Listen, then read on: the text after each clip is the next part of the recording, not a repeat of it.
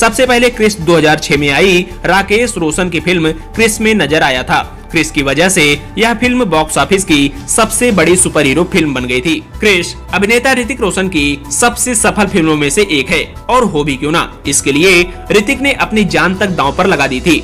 Super hero Chris को आप सबने फिल्म क्रिस और क्रिस 3 में उड़ते हुए कई बार देखा होगा, पर कभी आपने ये सोचा कि आखिर क्रिस उड़ता कैसे है? तो चलिए कुछ अनदेखी तस्वीरों के माध्यम से आपके मन में पल रहे इस रहस्य से आज पर्दा उठाते हैं। सबसे पहले इस तस्वीर पर गौर कीजिए। ये दृश्य फिल्म क्रिस 3 का है। इसमें रोहित, कृष्णा और प्रिया खड़े हैं और सूर्य की रोशनी को एक शीशे से दूसरे शीशे में लाने का प्रयास कर रहे हैं। लेकिन आप जानकर हैरान होंगे कि दरअसल यहाँ कोई रोशनी है ही नहीं। जी हाँ, ये केवल VFX का कमाल है। ये तो आपको फिल्म में दिखाया गया था, पर शूटिंग की असली तस्वीर तो ये है। क्यों घूम गया ना माथा?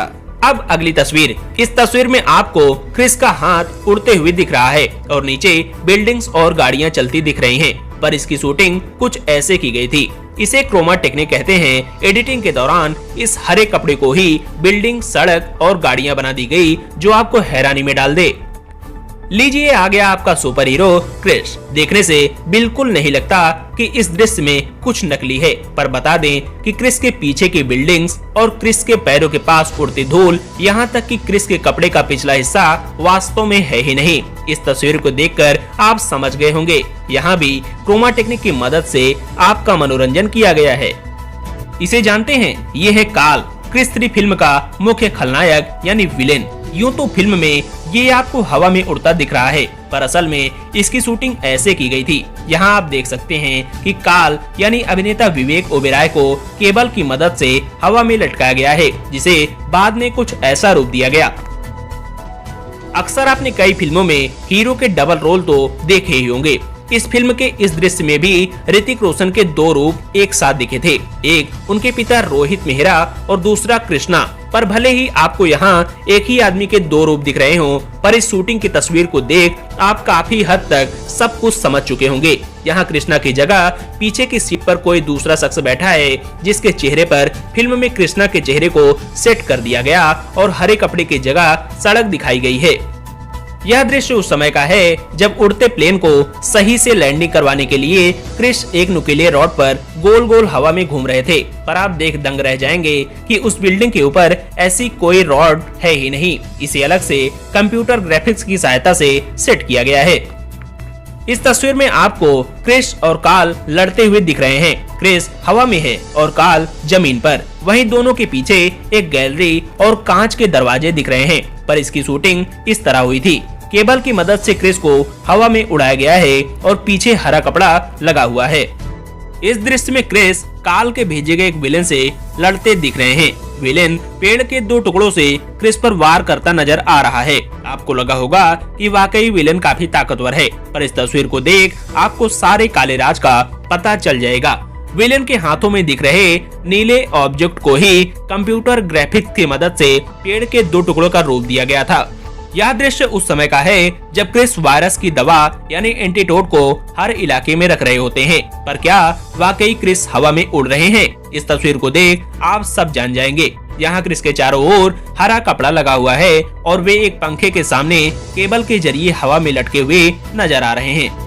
ये वही प्लेन है जिसका आगे का पहिया जाम हो गया था, पर दरअसल इस दृश्य में कोई प्लेन है ही नहीं। बिल्डिंग तो है पर प्लेन नहीं। इसे VFX की मदद से यहाँ लाया गया है। ये देखिए, इस दृश्य में भी आप क्रिस काल को आसमान में उड़ते देख चुके हैं, पर क्या वाकई ये आसमान में है? तो इस तस्वीर की पोल ये तस्वीर खोलती दिखाई दे रही है, जहाँ दोनों केबल की मदद से हवा में लटके नजर आ रहे हैं। वहीं हरे कपड़े को ही आसमान और बिल्डिंग का रूप दिया गया है। यहाँ क्रिस उसी प्लेन के निचले हिस्से पर खड़े हैं जिसकी सेफ लैंडिंग करवानी है। पर क्या ये तस्वीर सच है? तो इसका जवाब है बिल्कुल नहीं। दरअसल इसकी शूटिंग कुछ ऐसे हुई थी। इस तस्वीर में बिल्डिंग के कांच को तोड़ते फोड़ते हवा में उड़ते हुए क्रिस और काल एक दूसरे से हाथापाई करते दिख रहे हैं, पर ये रियल का दृश्य है। रियल का तो ये है, यहाँ दोनों केबल की मदद से हवा में टंगे हुए हैं। 2 ग्रीन मैन एक दूसरे को धक्का दे रहे हैं और 2 आदमी दोनों से बंधी केबल्स को कंट्रोल कर रहे हैं। ये भी क्रोमा टेक्निक का कमाल है। फिल्म क्रिस 3 के इस दृश्य में क्रिस प्लेन के अगले टायर को पकड़ के लटके हुए दिख रहे हैं। क्या वाकई ऐसा हुआ होगा? इसका जवाब इस दृश्य की शूटिंग यानी इस तस्वीर में मिलेगी। इसमें क्रिस यानी ऋतिक रोशन केबल के सहारे नकली प्लेन के पहिए को पकड़े हुए हैं और नीचे एक शख्स उनके कपड़े पर लगी रस्सी को कंट्रोल कर रहा है ताकि कपड़े उड़े तो लगे क्रिस उड़ रहा है। हर एक कपड़े पर सीन के हिसाब से ही बैकग्राउंड दे दिया गया था। इस दृश्य में क्रिस हवा में उड़ता नजर आ रहा है, पर ऐसा है नहीं। इस शूटिंग की तस्वीर में क्रिस केबल के जरिए लटक रहा है, ग्रेनमैन उनके पैरों को पकड़े हुए हैं और पीछे हरा कपड़ा लगा हुआ है। यहाँ भी सारा खेल तकनीक का है। इस दृश्य में क्रिस आगे की तरफ पैर करके उड़ता हुआ नजर आ रहा है, पर वास्तव में इसे केबल के जरिए कुछ ऐसे फिल्माया गया था। इस दृश्य में क्रिस एक इमारत का बड़ा सा हिस्सा जो कि टूटकर नीचे गिर रहा है उसे उठाए हुए दिख रहे हैं, पर ये दृश्य भी तकनीक का ही खेल है। इसकी शूटिंग ऐसे हुई थी। देखिए कैसे ऋतिक रोशन एक हल्के से पत्थरनुमा ऑब्जेक्ट को उठाए हुए हैं। उनके सामने एक व्यक्ति उन्हें हवा दे रहा है ताकि क्रिस का सूट उड़ता हुआ दिखे। बैकग्राउंड भी सीन के हिसाब से एडिटिंग के समय बदल दिया गया।